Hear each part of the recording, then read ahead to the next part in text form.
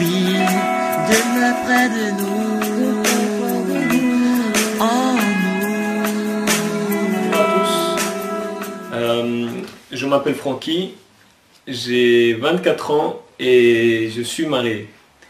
Et je suis vraiment heureux parce que je suis marié à une femme extraordinaire, à une femme vraiment extraordinaire parce qu'elle a connu l'extraordinaire. Et l'extraordinaire, c'est Jésus-Christ. Je suis heureux parce que j'ai fait le bon choix.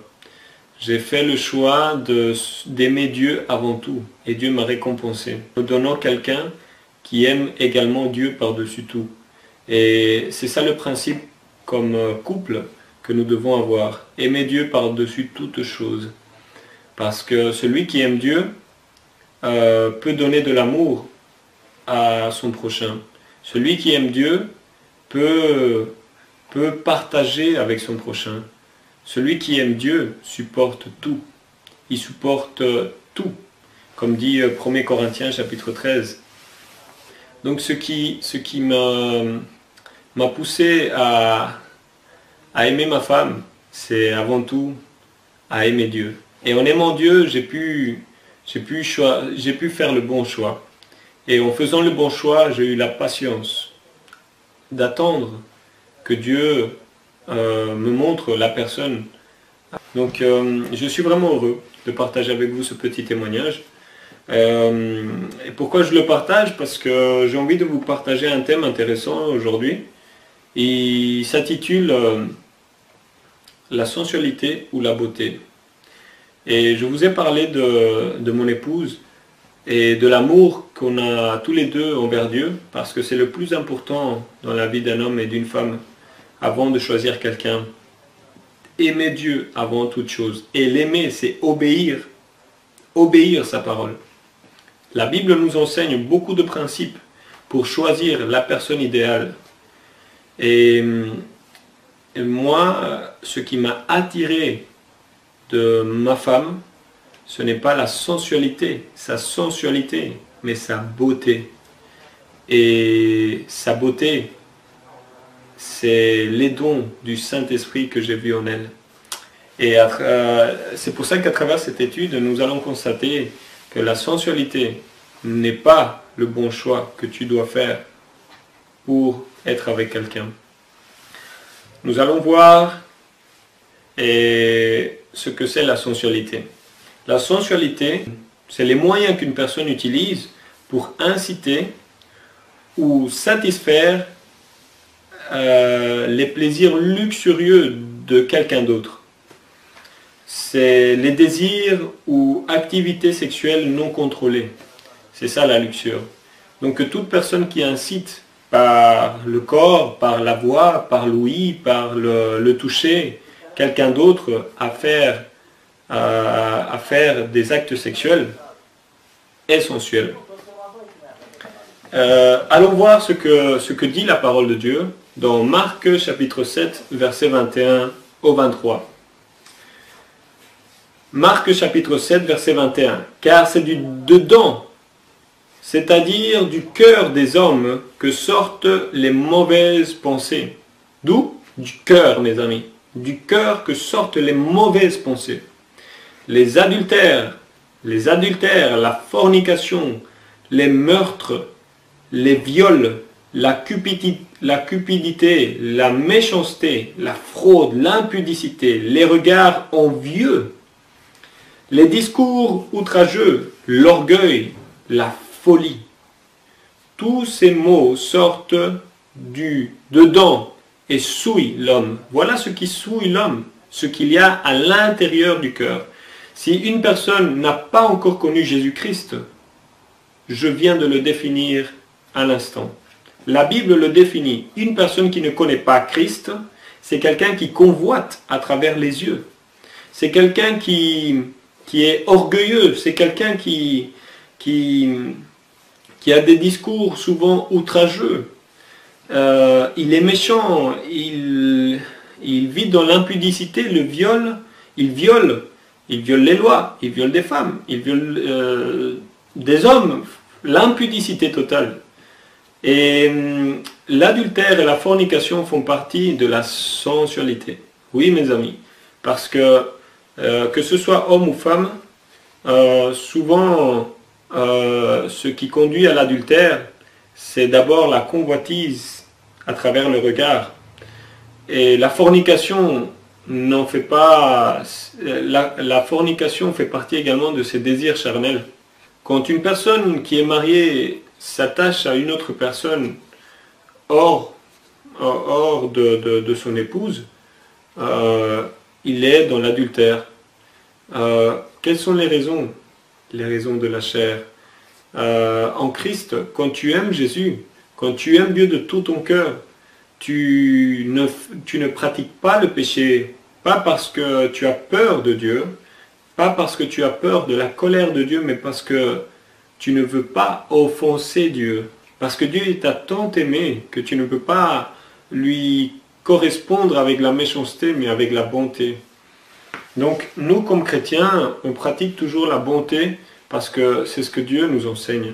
Mais une personne qui n'a pas Dieu dans son cœur, il vit dans la convoitise, dans la sensualité, attirer les gens. Quand on était dans le monde, parce que moi aussi j'étais dans le monde, avant de connaître vraiment l'amour de Jésus, on aimait bien s'exposer, on aimait bien plaire aux autres, on aimait bien utiliser un masque pour montrer aux autres ce qu'en fait on n'est pas réellement.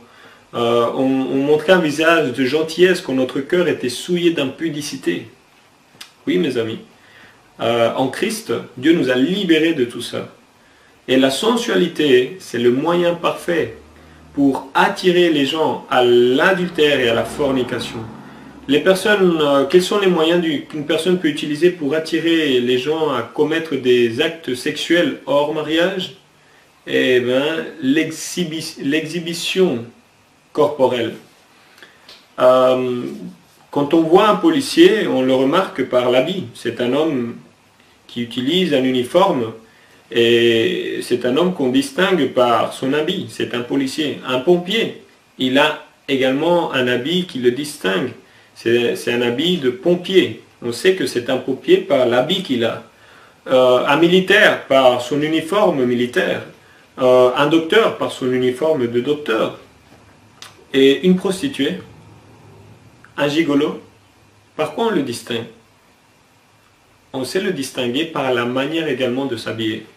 Alors, mes frères et mes sœurs, hommes et femmes en Christ, vous qui parlez de la parole de Dieu, mes amis, croire en Dieu, ce n'est pas un sentiment, ce n'est pas une passion.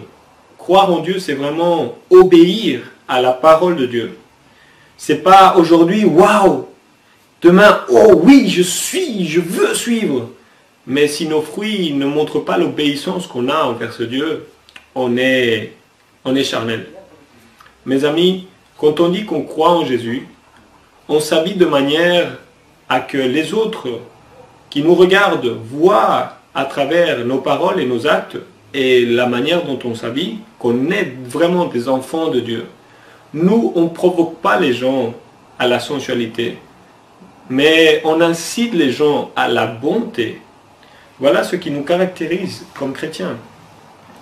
Voyons, mes amis, dans Galates chapitre 5, verset 19, « Car les œuvres de la chair sont évidentes. Voilà les œuvres de la chair qui sont l'adultère. » L'adultère est une œuvre de la chair. Qu'est-ce qui a causé l'adultère? L'exhibition corporelle. Les désirs luxurieux qu'il y a encore dans le cœur de l'homme. Voilà ce qui provoque l'adultère. La fornication. Un homme et une femme ne peuvent pas attendre, sont attirés par le désir du toucher, le désir de l'acte sexuel. Mes amis, c'est grave. C'est grave parce qu'on est esclave de cela. Et Jésus nous a libérés de cela. Les chrétiens d'aujourd'hui doivent montrer exemple aux païens, aux incrédules, aux athées, qu'on est différents.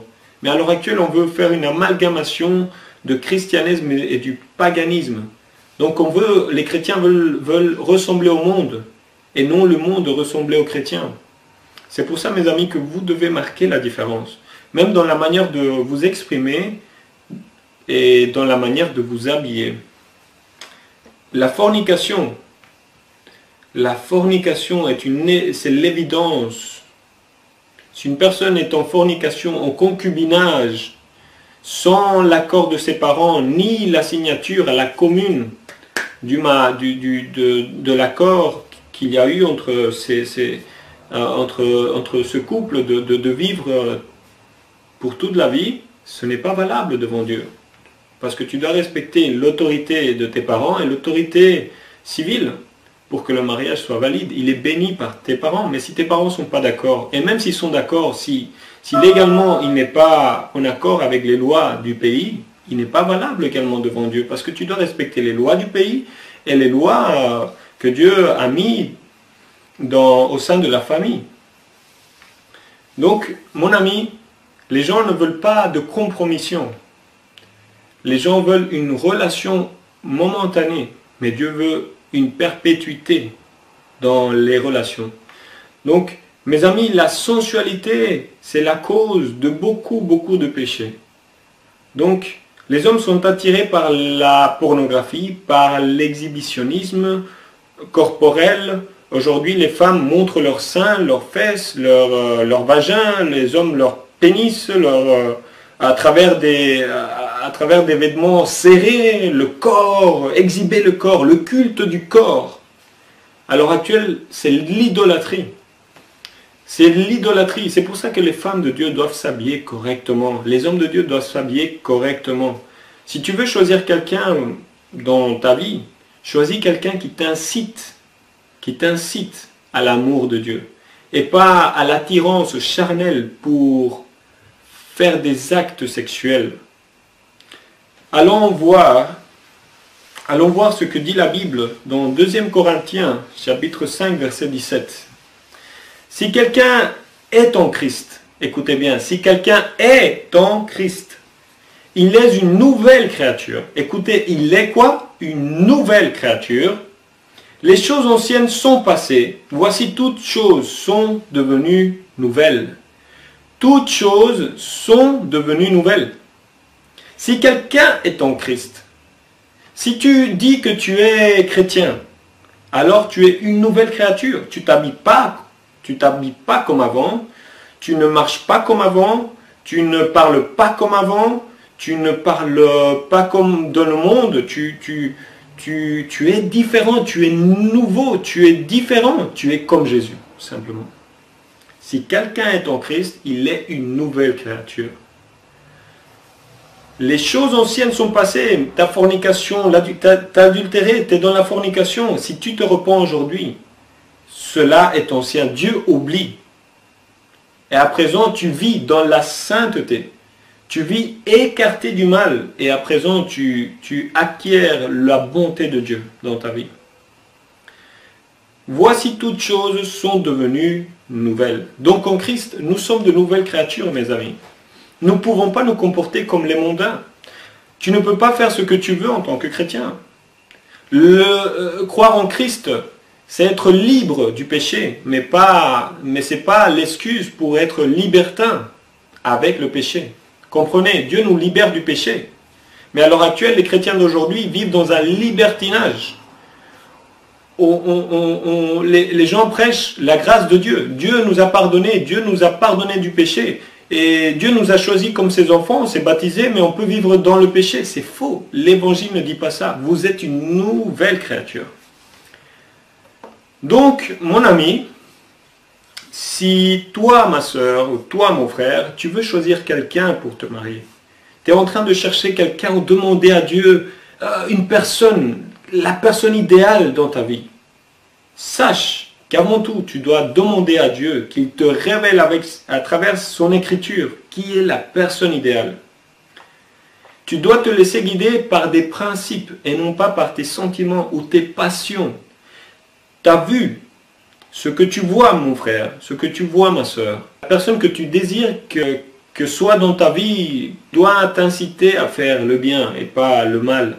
On a vu que la sensualité, c'est attirer quelqu'un corporellement à commettre des actes sexuels.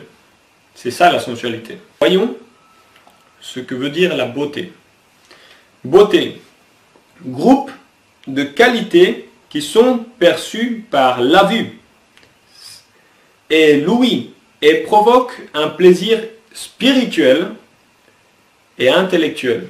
Voilà ce que veut dire la beauté. C'est quelqu'un qui t'inspire à une satisfaction spirituelle et intellectuelle. Quand tu vois quelqu'un, elle doit t'inspirer la spiritualité, les fruits de l'esprit. Elle doit également t'inspirer le bien.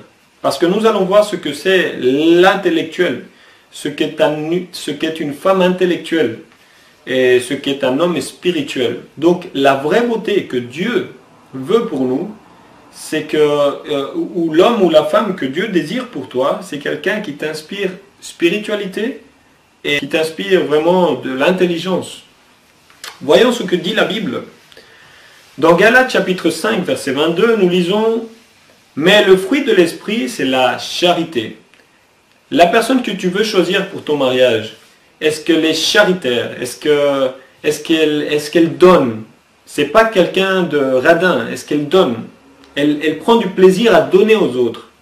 Si elle accomplit cette caractéristique, tu commences bien. C'est la personne que Dieu est en train de chercher pour toi. Mais ce n'est pas tout. Est-ce qu'elle est toujours joyeuse? Puisque la joie fait partie de ce fruit de l'esprit. Est-ce qu'elle est tout le temps joyeuse? Si cette personne est toujours déprimée, si cette personne est toujours... elle pense toujours à se suicider, elle pense que tout le temps elle fait les choses mal, elle ne persévère, elle n'est pas dans la persévérance et dans l'esprit de Dieu, elle pense tout le temps que tout va mal, cette personne n'est pas pour toi. Parce que la personne que Dieu veut pour toi, c'est une personne qui soit toujours joyeuse. Or, la joie, c'est un don que de Dieu. L'argent ne peut pas donner la joie. Le matériel ne peut pas donner la joie. Seul Jésus peut te donner la joie. Donc cette personne doit être tout le temps joyeuse. Joyeuse que Dieu la pardonne. Joyeuse qu'elle peut tout faire au nom de Jésus-Christ. Elle doit t'inspirer la joie. Elle doit t'inspirer la paix. Est-ce que cette personne que tu veux dans ta vie, quand tu l'observes et tu la regardes, ou tu le regardes, il est toujours de mauvaise humeur. Ou pas tout le temps de mauvaise humeur, mais quelquefois de mauvaise humeur. Et il ne change pas. C'est toujours le même. Il est des fois de mauvaise humeur. Il ne t'inspire pas la paix, ce n'est pas la personne qu'il te faut dans ta vie. Change de personne. Demande à Dieu qu'il change cette personne ou qu'il change, qu'il t'enlève cette personne de tes pensées. Parce que ce n'est pas la personne qu'il te faut. Il te faut quelqu'un qui t'inspire la paix, la patience. Est-ce que cette personne t'inspire la patience? Est-ce que quand tu vois cette personne, la plupart du temps, elle est stressée, elle stresse un peu pour tout, et elle ne sait pas quoi faire, ou il ne sait pas quoi faire, il est toujours un peu stressé, un peu préoccupé pour les choses de ce monde. Mais frère, ce n'est pas la personne qu'il te faut. C'est quelqu'un qui t'inspire patience. Qui t'inspire patience. Et si t'inspire patience, c'est qu'elle garde la foi en Jésus. Elle garde la foi dans la parole de Dieu. C'est quelqu'un que malgré les problèmes qu'elle a, tu constates qu'elle est toujours tranquille. Elle est patiente. Elle dit, j'attends la volonté de Dieu. J'attends. Alors mon ami, choisis bien la personne parce que Dieu est en train de donner les caractéristiques qu'il te faut pour la personne que tu veux choisir. Est-ce qu'il dit, les fruits de l'esprit, c'est également la bonté. Est-ce que cette personne est une personne qui pratique le bien? Est-ce qu'elle pratique le bien? Où il pratique le bien? C'est quoi pratiquer le bien, si ce n'est faire ce que Jésus a fait? Visiter les veuves, visiter les orphelins, se préoccuper pour les gens malades. Est-ce que cette personne a une satisfaction à visiter des malades, à visiter des veuves? Est-ce qu'elle est touchée par la crise et le péché des autres? Est-ce qu'elle veut faire quelque chose pour les autres? Elle veut aider les autres. Est-ce que cette personne aide les autres, se préoccupe pour faire de bonnes œuvres? Voilà la personne qu'il te faut, mon ami. Si cette personne veut tout le temps qu'on vienne lui servir, ce n'est pas la personne qu'il te faut. Fais attention, ce n'est pas la personne qu'il te faut. La bienveillance. Est-ce que cette personne est bienveillante? Elle ne fait pas les choses par émotion. Elle pense avant d'agir. C'est la personne qu'il te faut. Est-ce qu'elle a la foi? C'est une personne qui a la foi. qui croit en Dieu sans voir les choses. Elle proclame des choses conformément à la volonté de Dieu et elle y croit. Même si elle ne l'a pas vu, même si elle n'a pas encore réalisé, elle croit. C'est quelqu'un qui garde la foi en Jésus. Si elle te parle tout le temps de Jésus, mon ami, oh, c'est la personne qu'il te faut. C'est quelqu'un qui vraiment s'habille de la sainteté de Dieu. Voyons que la douceur également fait partie du fruit de l'esprit. Est-ce que c'est quelqu'un qui t'inspire la douceur, la tranquillité, la paix? La douceur, elle est douce. Il est doux. C'est pas quelqu'un qui est comment dire, agressif. C'est pas quelqu'un d'impulsif. C'est quelqu'un de doux. Alors c'est la personne qu'il te faut. Voyons encore, il a la tempérance, c'est-à-dire qu'il sait contrôler sa chair. La personne qu'il te faut, c'est quelqu'un qui malgré les tentations qu'il a ou qu'elle a, elle sait se contrôler. Elle sait dire non à la tentation. Et elle sait s'affirmer dans ce qu'elle croit. Elle sait s'affirmer dans la parole de Dieu. Voilà, c'est la personne qu'il te faut. Voyons la loi de verset 23. Maintenant, la loi n'est pas contre ces choses. Ceux qui sont en Christ ont crucifié la chair avec ses passions et ses désirs, dit le verset 24 de Galates 5.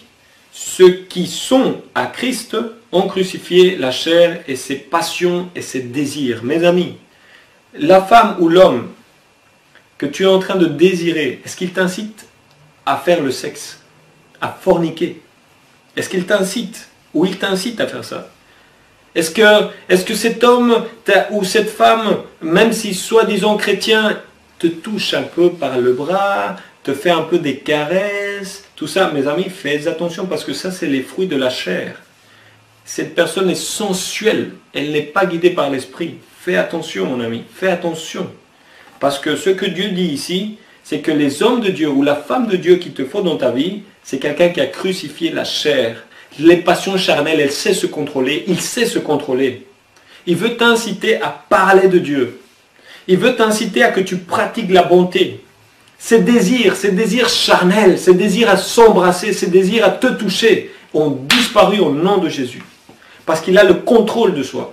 Si la personne que tu veux pour ton mariage à l'heure actuelle t'incite à des petits bisous, des petits caresses, tout ça, mon ami, c'est pas quelqu'un qui est guidé par Dieu. C'est encore quelqu'un qui n'a pas encore changé dans son cœur. C'est encore quelqu'un qui n'a pas encore découvert l'amour de Dieu dans sa vie. C'est encore quelqu'un qui est guidé par ses désirs et ses passions. Et une fois qu'il obtiendra ce qu'il veut ou ce qu'elle veut avec toi, ciao mon ami, au revoir. Et toi, tu seras également perdu. Tu seras encore, comme beaucoup de chrétiens qui se sont unis à un joug qui n'est pas égal à leur, qui ont pensé qu'ils pouvaient convertir des païens pour les emmener à Christ tout en restant avec eux. Mon ami, c'est dangereux. La Bible dit que tu dois être fidèle à Dieu avant toute chose. Tu ne peux pas espérer de quelqu'un, si tu es maintenant en Christ, t'unir avec quelqu'un qui n'a pas Jésus dans son cœur et espérer le convertir par après. Mon ami, c'est dangereux. C'est toi qui peux tomber. Donc ce que la Bible dit ici, c'est que tu dois être fidèle à la parole. Tu dois être fidèle à la parole. Et nous allons voir la deuxième partie dans quelques instants. Que Dieu vous bénisse.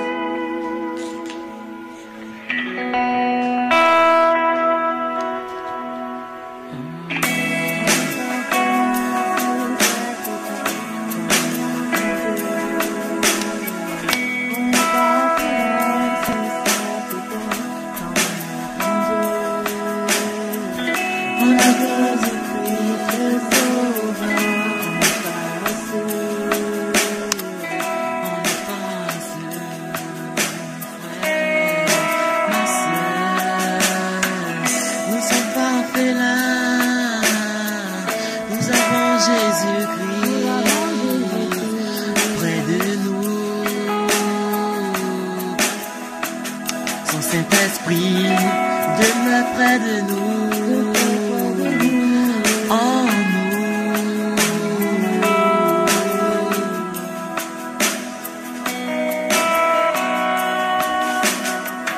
On n'est pas orphelin, on n'est pas orphelin. Non, nous ne sommes pas orphelins. Nous ne sommes jamais orphelins. Nous ne sommes pas orphelins.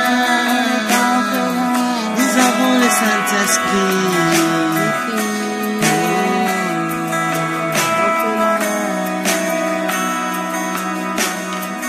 Moi j'ai un Dieu de miséricorde. Il m'accorde son Saint-Esprit. Il me fait discerner ses paroles. Par son Saint-Esprit.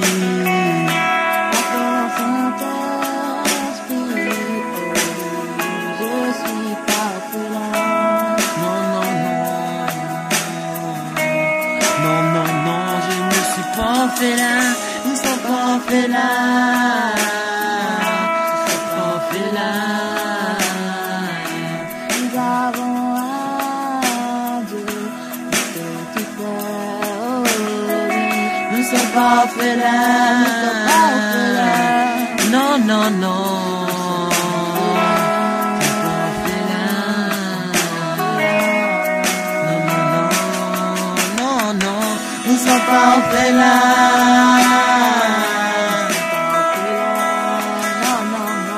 Nous sommes pas orphelins.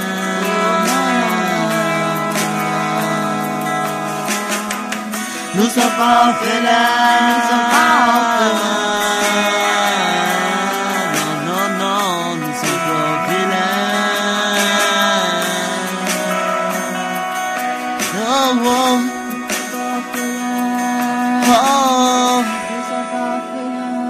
Oh, oh,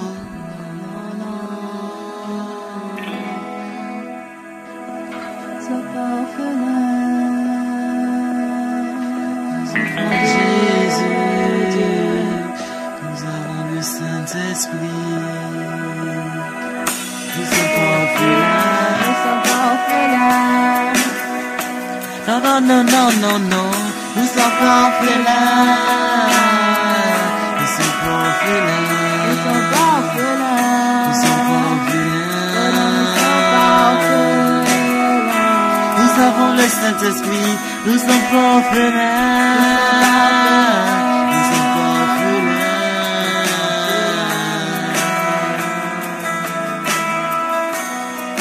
Jésus nous donne son Saint-Esprit. Nous ne sommes pas orphelins.